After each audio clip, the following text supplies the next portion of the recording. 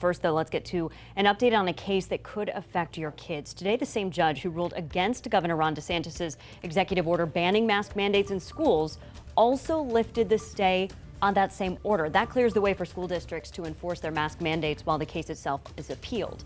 10 Tampa Bay's Eric Lasser explains what that all means. A week ago, a judge in Leon County issued a ruling saying local school districts had the right to impose a mask mandate. But that ruling by law came with an automatic stay, meaning school districts still couldn't enforce it while the state and Governor DeSantis appealed.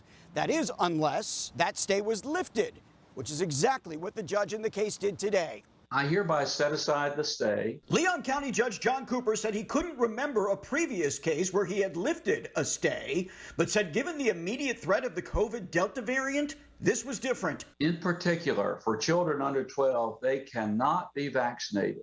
Attorneys for parents suing to allow school districts to impose the mandates said the state and the governor wouldn't suffer any harm during the appellate process, but that children and those around them could. Allowing for a stay for days, for weeks, or months during the appellate process will mean more sick and dead children in Florida schools. Attorneys representing the state accused the plaintiffs of using scare tactics. And I would say that an argument that says that lifting the stay will bring death to Florida school children, that rhetoric is unhelpful and irresponsible in terms of assessing this motion. Governor DeSantis said the issue had been politicized and that they plan to file an emergency motion to reverse today's order. I am confident that that will be reinstated, at the 11th Circuit. Even Judge Cooper acknowledged the state made several points he agreed with and that the appeals court probably will as well.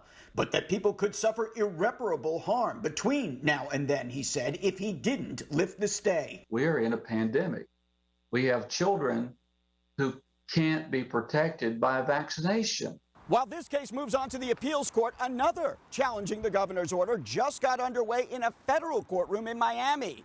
There, parents of students with disabilities say their kids can't safely attend school unless other students are also wearing face coverings, a violation, they argue, of the Americans with Disabilities Act. We reached out to all of our local school districts to see if this will change their rules. Polk, Hillsborough, Hernando, Pinellas, and Sarasota counties say no. They don't plan on making any changes right now. Now keep in mind, Hillsborough and Sarasota have strict policies that only allow opt-outs with a doctor's note.